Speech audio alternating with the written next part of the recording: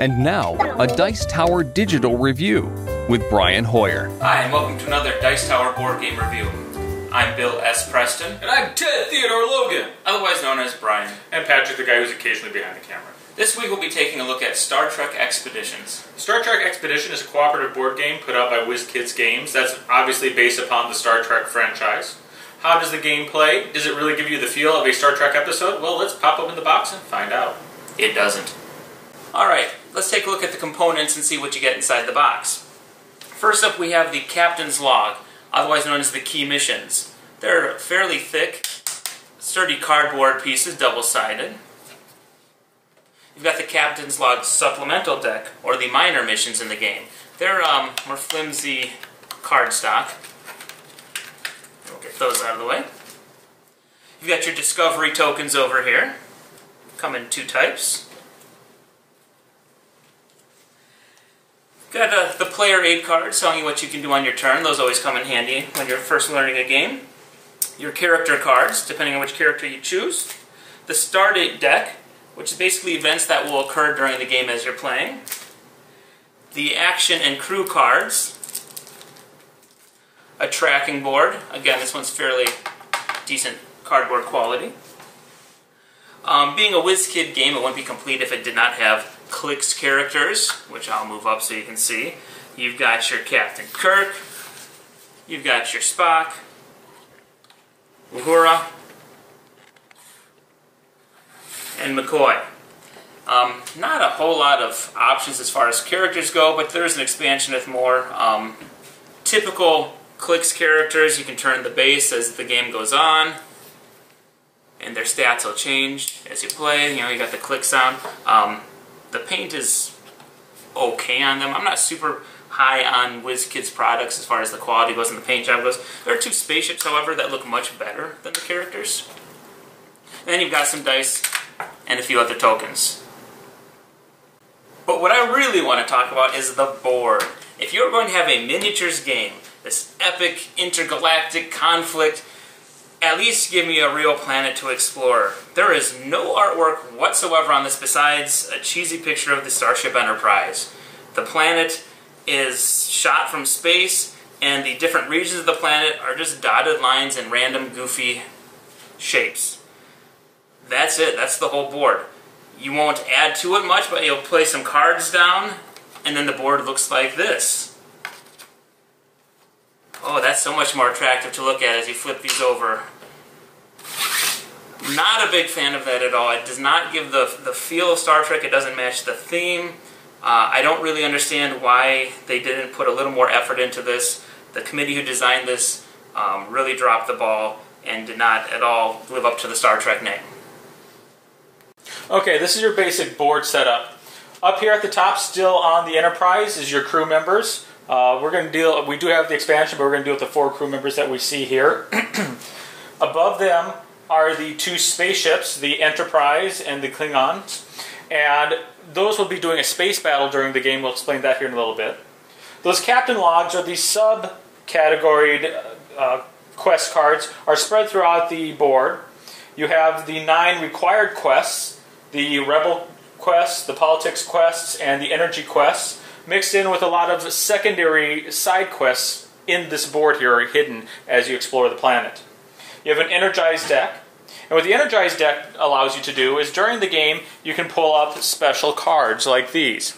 Crew members, which add to your ability to perform actions on planets, and action cards themselves, which give you bonuses when you try to perform a quest. Spread throughout the board, you will also be fielding the board with these little prizes or these little objects that you can discover during your quest as well. And these will be placed throughout the board on each of the cards. And finally, over here on the far side, we have the tracking board that shows how you are performing as you perform the quests. The sideboard over here shows your star date, and as time passes through each turn, the star date will advance, and if it gets to the end before you complete all the quests, you lose the game. The theme of this game is that the Federation has sent you to help this planet become a member of the United Federation.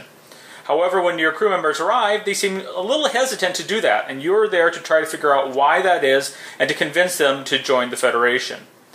What's going to happen during the game is it turns out that the Klingons have also been visiting the planet to try to strong-arm them from joining the Federation. Battle against the Klingons, and battle against time so that they will join the Federation before the end of the game.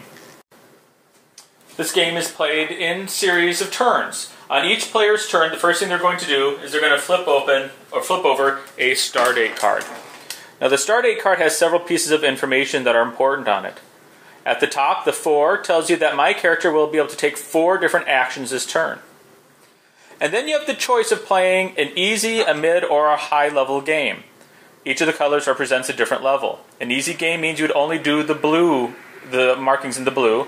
A hard will only do the markings in the yellow. Excuse me, a medium would be the markings in the yellow. And a hard, you would do all 3 of them. So if I'm playing an easy game, I just read the blue and do what's on the blue. Medium, I do the yellowish-green color and the blue. And a hard game, I would do all 3 with each turn of the deck. So I'll get 4 turns, or 4 actions this turn, and I will advance the Stardate 2 positions. Over here is the Stardate tracker, and I'll track it 2 positions. Now if I do not complete the quest before it gets all the way down past the 29th Stardate, the game is over and I lose. On each character's turn, there's several things that they can do. First of all, they flip the Stardate card and they resolve all those actions that the Stardate card says, and then they have actions that they can take. The number of actions they can take is totally dependent on the Stardate card they flipped, in this case 4. If you're on the Enterprise, you can visit the sick bay and be healed. That's only if your character is still up here. You can also attack with the Enterprise. You can actually shoot between ship to ship and have a space battle on your turn if you're in the Enterprise. You can actually beam down a character. So in this case, I'm going to start with Captain Kirk here. And he gets 4 turns. So for one of his turns, I'm going to beam down to the planet surface. You can also beam up from the planet surface, but you can't do both in the same turn. I could also move 1 space, which means to go from 1 space of the board to another. That would take an action. I can make a discovery, or I could take my special action. On each of these character cards, there's a special action down here that he could take on his turn. I can draw another energized card, which would give me more special actions or special abilities, or maybe another crew member, which will help me on my missions. Or I can transfer one of my crew member to another crew member that's in the same spot. And obviously I can't do that. If I had a crew member here, which I do, I could trade him for another crew member with another player if they were in the same spot as Captain Kirk was. And finally, I can attempt 1 challenge. So Captain Kirk beamed down to the planet's surface, and as soon as I beam down into this area, I flip open over this card, and it shows me what the challenge is, or what is happening in that area that I can complete, or the quest I can complete. This is what the challenge card looks like. It's called the Remote Village. And it says if I want to complete this challenge, the challenge is 17 red, and it also has these words, engineering, crew on space. And finally down here you have the explanation of what happens if you are able to complete the challenge. Okay, for my second move, I'm going to try to solve the quest. Now, if you remember, that quest card had the number 17 in red on it, which means I will have to score somehow a number greater than 17 in order to solve that quest. If I fail to do that, I fail the quest, and there are repercussions for that. How do you get above that 17, where that number comes from? Well, first of all, there's the dice that I can use. I roll the dice, and I add that number to any other bonuses that I get. I also use the coordinated color on my base that is the same as the quest card, in this case red, to add to that number. I can use crew cards and advantage cards if they're of the right color or the right words associated with the quest. And I can even use my own character card if I have any of the color or the words that are presented with the quest. There's also ways to give up clicks to give you more points. You can use crew members in space on some quests to help you complete a quest. But really, there's just a lot of different ways that you can manipulate the numbers to try to complete the quest correctly. So for this quest, Kirk has a 7 red. As you saw in my cards, I get no bonuses, no words that match up with the quest card, and I'm going to roll the dice here.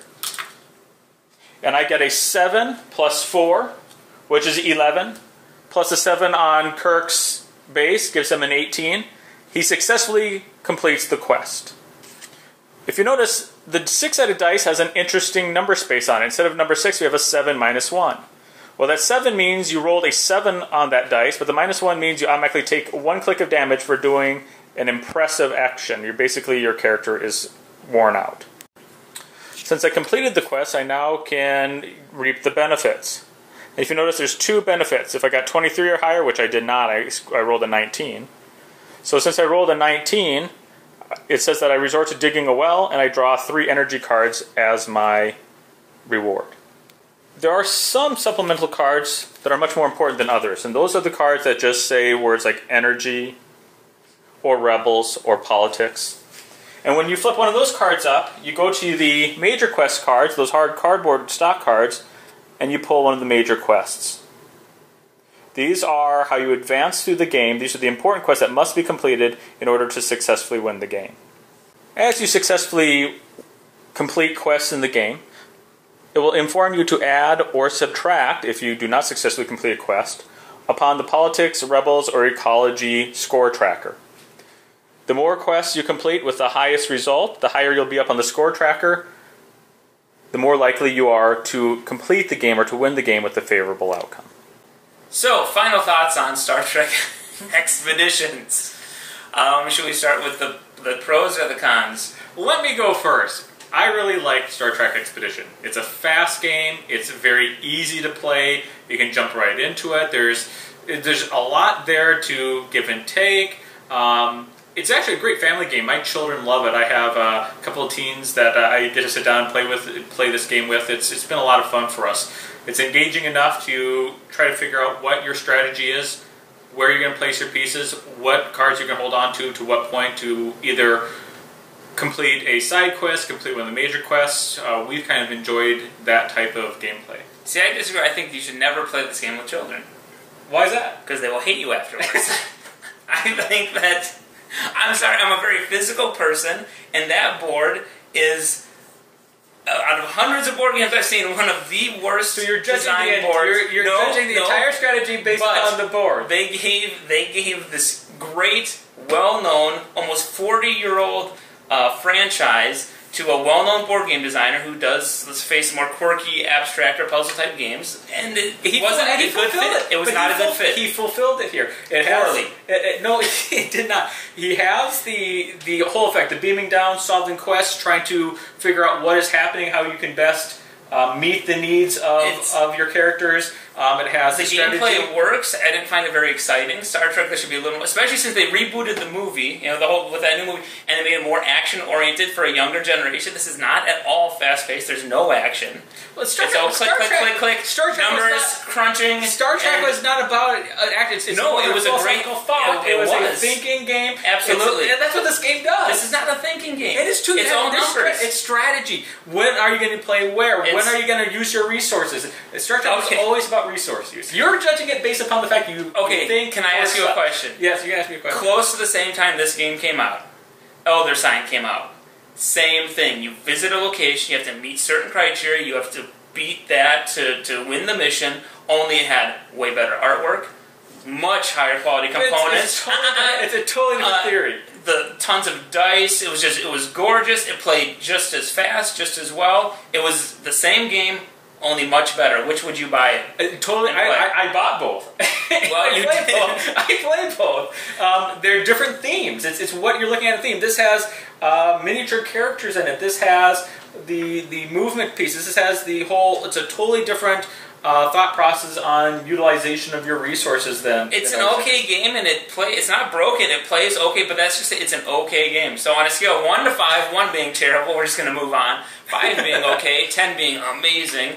I have to give it a 5. I mean, it is the definition of meh. It's okay, and it does work, and it's not broken. And I'll play it again if you insist and really want to. You bring it to game night or whatever. But I would not pull it off the shelf and insist like, oh, this is what I'm playing today. And I'm less into the aesthetics of a game as some people are. I don't think that beauty is everything like some people are. So I give this about. a 7, especially for a family game. It's very easy for my kids to get into. They love the strategy on trying to figure out when they wanted to do things. I had a son who would always save things up so only he could complete the quest, because that's kind of how we like to do things. Competitive. Okay, I guess It's a little competitive that way. But from a family style game, I have to give it a 7. I'm definitely much more of a fan of this than you are. We will agree to disagree.